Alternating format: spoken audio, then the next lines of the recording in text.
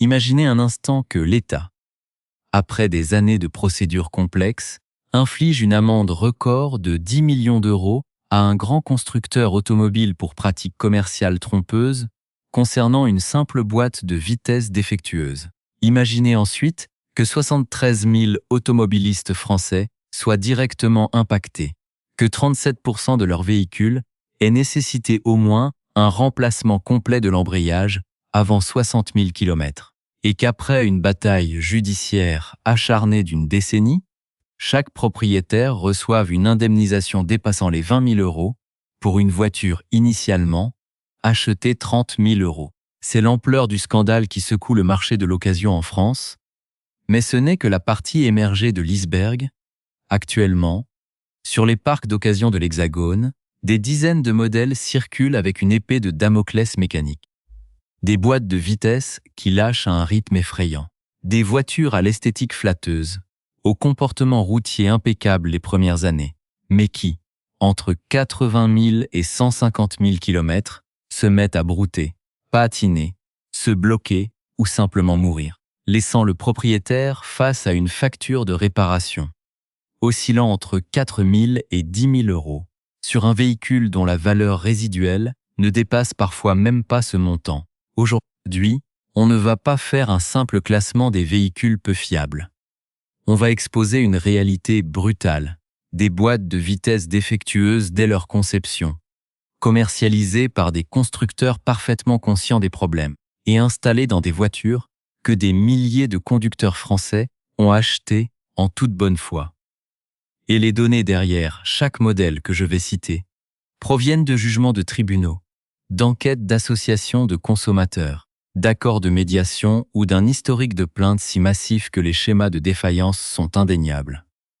À la fin de cette analyse, vous comprendrez pourquoi l'un des plus grands groupes automobiles a dû présenter des excuses publiques et pourquoi le mauvais choix en occasion en 2026 peut encore vous coûter l'équivalent d'une année de loyer. Je suis ici pour vous dévoiler ce que l'industrie préfère taire. Je n'ai aucune fidélité à une marque, personne ne me paie un centime.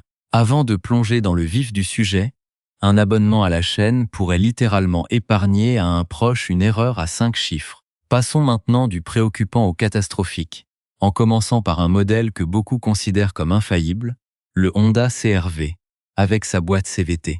Évoquons Honda car en France, la marque bénéficie d'une réputation de robustesse quasi légendaire, et cette réputation est en grande partie justifiée.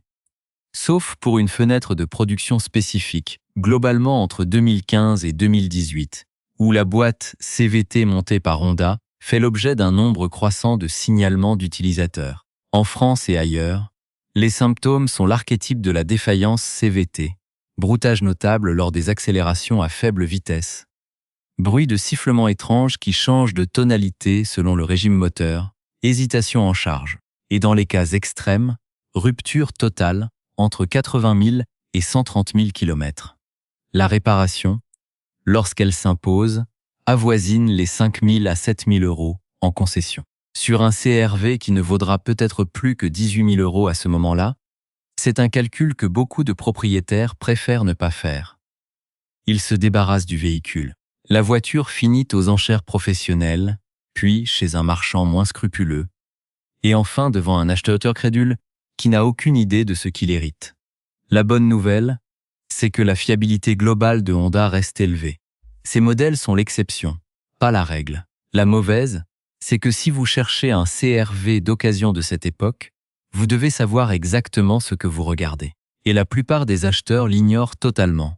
Restez avec moi car ce qui arrive prochainement est véritablement surprenant et il y a une probabilité que vous en conduisiez une depuis des années. Continuons avec la Mitsubishi Lancer CVT. Nous entrons ici dans l'histoire d'une des compacts les plus vendues en occasion et de l'une des défaillances de transmission les plus silencieuses de la dernière décennie. La Lancer a eu une longue carrière et sur une grande partie de sa production, les versions haut de gamme étaient équipées d'une CVT Jatco. C'est la même famille de CVT qui a causé des maux de tête à plusieurs constructeurs. La version de la Lancer est spécifiquement sujette à des pannes entre 90 000 et 150 000 km. Les symptômes s'installent progressivement. La plupart des propriétaires remarquent que la voiture semble un peu moins réactive, puis un léger broutage à basse vitesse. Et un jour, la CVT lâche tout simplement. Soit la courroie interne patine et le moteur monte en régime sans entraîner les roues. Soit la transmission passe en mode dégradé qui bride la vitesse à 30 km/h. Les devis de remplacement oscillent entre 4 000 et 6 000 euros chez des spécialistes de la transmission. Et la réaction de Mitsubishi face aux propriétaires français est au mieux inconstante. Le résultat, vous pouvez acheter une Lancer esthétiquement impeccable de 80 000 km pour environ 9 000 euros en ce moment. Et cela vous semblera une affaire. Puis 6 mois plus tard, cette affaire vous en coûte 6 000 de plus. La plupart des propriétaires, une fois échaudés, ne rachètent plus jamais Mitsubishi, et les voitures circulent sur le marché de l'occasion, chaque nouvel acquéreur découvrant le même défaut. Mais l'histoire ne s'arrête pas là, elle remonte aux années cruciales. Pour comprendre pourquoi c'est ainsi, il faut remonter à 2010, lorsque les constructeurs, sous la pression des normes européennes d'émission, ont massivement adopté ces technologies sans qu'elles soient parfaitement mûres pour le marché européen. Pour percer le mystère de ces pannes à répétition, il faut plonger sous le capot et comprendre la physique de ce qui se joue exactement dans ces transmissions modernes. Prenez la boîte CVT, la transmission à variation continue. Contrairement à une boîte manuelle classique ou des engrenages en acier, sans boîte fermement comme les dents de 2 roues de vélo, une CVT fonctionne sur un principe totalement différent. Imaginez un variateur de scooter, mais à l'échelle d'une voiture d'1,5 tonne. Vous avez 2 poulies en forme de cône, reliées par une lourde courroie métallique. Pour changer de vitesse, ces cônes se rapprochent ou s'écartent, forçant la courroie à monter ou descendre le long des parois. C'est un flux continu, une transition sans palier. Sur le papier, c'est l'idéal pour l'efficience énergétique. En réalité, tout repose sur une friction brute entre du métal et du métal. Si vous accélérez fort pour vous insérer sur l'autoroute A10, ou si vous tractez une remorque en côte, la pression requise pour empêcher cette courroie de glisser est phénoménale. Et c'est là que la chimie s'en mêle, de manière destructive. Pour maintenir l'adhérence et dissiper la chaleur, ces boîtes baignent dans un fluide hydraulique ultra spécifique. Ce liquide n'est pas un simple lubrifiant, c'est le garant de la survie du système. Sous l'effet des embouteillages parisiens ou des fortes chaleurs estivales, ce fluide subit un cisaillement moléculaire extrême. Imaginez de l'huile de friture que vous laisseriez sur le feu trop longtemps. Elle perd sa viscosité, s'oxyde et se charge en microparticules de limaille de fer. Dès que le liquide perd ne serait-ce que 15% de ses propriétés d'origine, la courroie commence à patiner imperceptiblement contre les poulies. Ce patinage crée des points de surchauffe locaux qui dépassent les 300 degrés Celsius. À cette température, l'acier des cônes commence à se rayer, à se creuser. Le broutage que vous ressentez au volant de votre voiture, ce n'est pas un bug électronique, c'est la courroie métallique qui saute physiquement d'une micro-rayure à l'autre sur les poulies détruites, du côté des boîtes à double embrayage. Comme la fameuse DSG à embrayage sec, le problème est de nature mécanique et thermique. Considérez cette boîte comme 2 demi-boîtes manuelles collées l'une à l'autre, chacune gérée par son propre embrayage automatisé. Le cerveau qui commande tout cela s'appelle le bloc mécatronique. C'est une centrale hydraulique miniature collée au boîtier électronique. Le problème majeur réside dans l'absence de refroidissement par huile pour les disques de friction. Dans les bouchons des grandes agglomérations françaises, la voiture passe son temps à faire patiner l'embrayage pour ramper à 5 km/h. C'est l'exact équivalent mécanique de conduire une boîte manuelle en gardant le pied constamment enfoncé à mi-course sur la pédale de gauche. Les disques chauffent, se déforment et transmettent cette chaleur thermique directement au bloc mécatronique, situé juste à côté. Les joints en caoutchouc du circuit hydraulique cuisent littéralement, le plastique des capteurs devient cassant, et la pression d'huile interne s'effondre. Lorsque la pression baisse, la boîte ne sait plus où elle habite. Elle engage 2 rapports en même temps ou refuse de passer la marche arrière pour protéger ses composants, vous laissant immobilisé au milieu d'un carrefour. Toute cette ingénierie poussée à ses limites répond à une logique réglementaire stricte.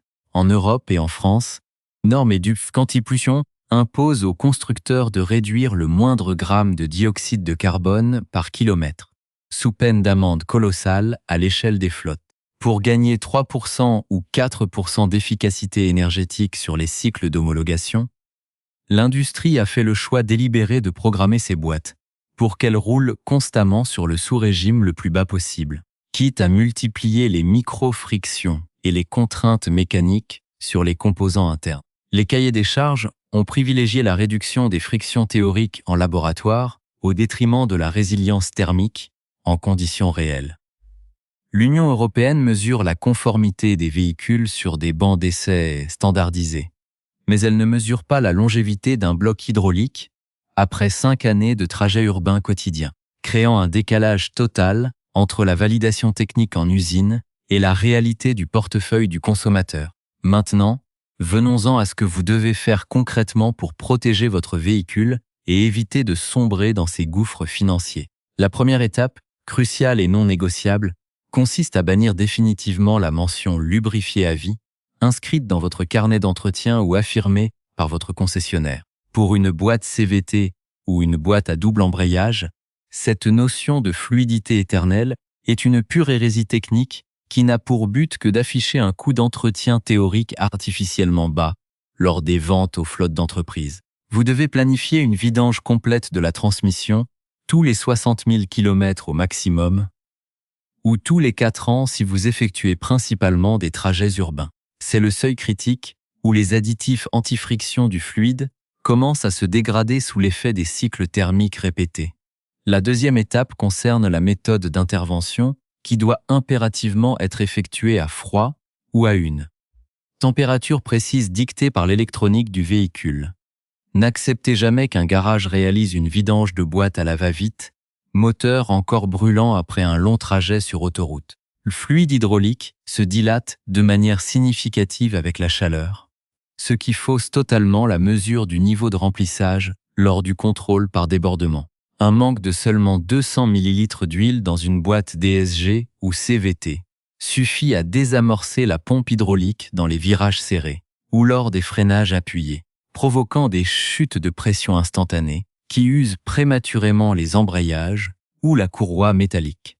La troisième étape exige le remplacement systématique de la filtration interne de la boîte lors de chaque vidange, une opération que de nombreux professionnels omettent par souci de gain de temps. Il ne suffit pas de vider l'huile usagée et de remettre du liquide neuf. Il faut démonter le carter inférieur pour extraire le filtre à cartouche ou la crépine métallique qui s'encrasse de limaille. Les aimants situés au fond du carter, dont le rôle est de capturer les résidus d'usure ferroviaire, doivent être nettoyés minutieusement jusqu'à retrouver leur aspect d'origine pour continuer à saturer les microparticules en suspension avant qu'elles ne migrent vers le bloc mécatronique. La quatrième étape impose l'utilisation exclusive d'un fluide homologué constructeur respectant scrupuleusement les spécifications techniques d'origine et non une huile de transmission générique dite universelle. Les propriétés visqueuses et les coefficients de friction d'une huile pour CVT, Jatco n'ont absolument rien de commun avec ceux requis pour une boîte à double embrayage d'origine Volkswagen. Introduire une huile inadaptée dans ces mécanismes de haute précision revient à signer l'arrêt de mort de la transmission à court terme, car les disques de friction ou les poulies commenceront à patiner de manière destructive dès les premières montées en température. La cinquième étape réside dans la réinitialisation logicielle des valeurs d'apprentissage de la boîte de vitesse après chaque remplacement de fluide. Une procédure informatique réalisée à l'aide d'une valise de diagnostic de niveau constructeur. L'ordinateur de bord ajuste en permanence la pression exercée sur les embrayages ou les poulies pour compenser l'usure mécanique et la perte de viscosité de l'ancienne huile au fil des kilomètres. Si vous injectez un fluide neuf aux propriétés parfaites sans remettre à zéro ses compteurs d'adaptation, la boîte continuera d'appliquer des pressions successives adaptées à une huile fatiguée, ce qui provoquera des passages de rapports brutaux et des chocs hydrauliques internes inutiles. Parlons maintenant d'économie réelle et mettons à nu la réalité des chiffres pour votre portefeuille.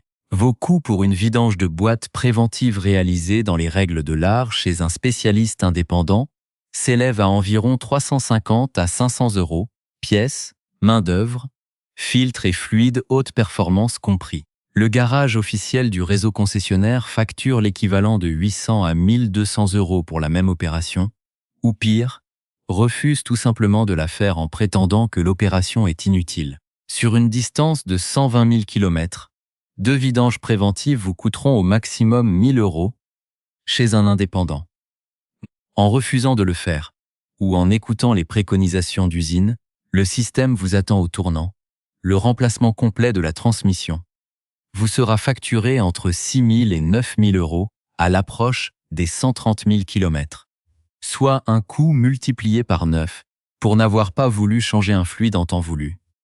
Il existe toutefois un avertissement majeur où cette procédure ne pourra plus rien sauver. N'appliquez jamais de vidange tardive si votre boîte montre déjà des signes avancés de rupture, comme des patinages violents, des bruits de ferraille ou un refus d'engager certains rapports.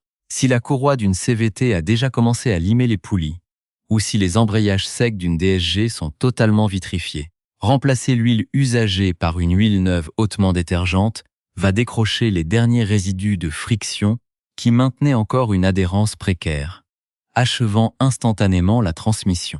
Dans ce cas précis, l'entretien ne sert plus à rien, la mécanique est entrée dans sa phase de destruction terminale et seule la réfection lourde ou le remplacement complet peut être envisagé. L'objectif de cette discipline d'entretien rigoureuse n'est pas de réparer le métal cassé, mais bien de protéger ce qui a de la valeur avant que l'obsolescence programmée par le manque de lubrification ne s'active de manière irréversible. Pour mesurer l'ampleur systémique de cette situation, il suffit de regarder les chiffres des parcs automobiles professionnels en France. Les grandes flottes de véhicules de location longue durée, qui gèrent des parcs de plus de 10 000 voitures, ont été les premières à tirer la sonnette d'alarme. Dès que les premiers modèles équipés de ces transmissions défectueuses ont franchi la barre des 3 ans d'exploitation, les taux de panne ont grimpé à des niveaux jamais observés sur les boîtes manuelles traditionnelles. Dans certaines grandes agglomérations comme Lyon ou Marseille, où les véhicules de livraison ou les flottes de taxis subissent des cycles urbains intensifs, la durée de vie moyenne de ces composants s'est effondrée de 40%. Alors qu'une boîte de vitesse classique est conçue pour égaler la durée de vie de la voiture, soit environ 250 000 km, ces blocs de transmission ont commencé à saturer les ateliers de réparation dès 70 000 km, créant des coûts d'immobilisation de plusieurs milliers d'euros par jour pour les opérateurs économiques. Cette réalité du marché français se heurte à une approche radicalement différente, selon les continents, mettant en lumière la frilosité des dispositifs de protection des consommateurs au sein de l'Union européenne par rapport à d'autres marchés mondiaux. Aux États-Unis ou en Australie, la pression combinée d'organismes de contrôle puissants et d'actions collectives massives, les fameuses class actions, contraint les constructeurs à plier sous peine de sanctions financières dévastatrices. En France, la mise en œuvre de l'action de groupe introduite dans le Code de la consommation reste un parcours du combattant juridique qui s'étire fréquemment sur une décennie, permettant aux services d'ingénierie financière des marques de provisionner le risque au lieu de corriger immédiatement le tir. Les constructeurs appliquent ainsi une politique de traitement au cas par cas sur le territoire français, n'accordant de prise en charge partielle qu'aux clients les plus procéduriers, ou à ceux qui disposent d'un carnet d'entretien intégralement tamponné dans le réseau officiel, tout en sachant pertinemment que la majorité des automobilistes finira par payer la facture de sa poche par lassitude ou par obligation de reprendre le volant pour aller travailler. L'analyse de l'offre commerciale des fluides de transmission met parfaitement à nu ce modèle économique basé sur la dilution des responsabilités et la captation des marges. Prenez le bidon d'huile de transmission d'1 litre vendu sous l'étiquette officielle d'un grand constructeur en concession. Il est affiché au tarif exorbitant de 45 à 60 euros. En retournant ce flacon, on découvre sous le jargon technique que le fluide est en réalité formulé et produit par un géant de la pétrochimie européenne qui commercialise exactement la même molécule sous sa propre marque de distributeur pour moins de 15 euros le litre. Les constructeurs appliquent un coefficient multiplicateur de 4 sur un produit de consommation courante en y apposant simplement une référence interne, transformant l'obligation d'entretien en une rente financière hautement lucrative qui vient compenser la baisse des marges réalisées sur la vente des véhicules neufs. Plusieurs rapports indépendants, notamment ceux publiés par les laboratoires spécialisés dans l'analyse des lubrifiants et les revues techniques de fédérations professionnelles de l'automobile, confirment de manière factuelle cette usure prématurée induite par les choix de conception. L'examen microscopique des fluides usagés prélevés sur ces modèles révèle une concentration de résidus métalliques et une baisse du point d'éclair bien supérieure au seuil de tolérance théorique dès 50 000 km, invalidant scientifiquement le discours commercial de la lubrification permanente. Ces études rigoureuses servent aujourd'hui de base technique aux rares experts judiciaires nommés par les tribunaux français pour contrer l'argument classique des marques qui tentent systématiquement d'imputer la défaillance à un style de conduite inapproprié ou à une utilisation anormale du véhicule par son propriétaire. La logique profonde du système automobile moderne repose désormais sur une équation redoutable, où la rentabilité s'est déplacée de la production vers l'après-vente et le cycle de renouvellement des pièces. Les marges nettes sur la vente d'une citadine ou d'un SUV compact neuf se sont considérablement réduites sous l'effet des investissements massifs requis pour l'électrification et la dépollution. Pour maintenir leur trajectoire financière, les réseaux de distribution ont impérativement besoin que les véhicules génèrent des flux de trésorerie captifs tout au long de leur seconde vie sur le marché de l'occasion. En programmant une absence d'entretien sur les composants les plus coûteux, comme la transmission, l'industrie s'assure soit une facturation majeure en atelier à l'approche de la limite des 100 000 km, soit la mise au rebut prématurée d'une voiture parfaitement saine par ailleurs, poussant ainsi le consommateur à souscrire un nouveau contrat de financement pour un véhicule récent, bouclant ainsi un cycle de consommation perpétuelle où le client assume l'intégralité du risque technique.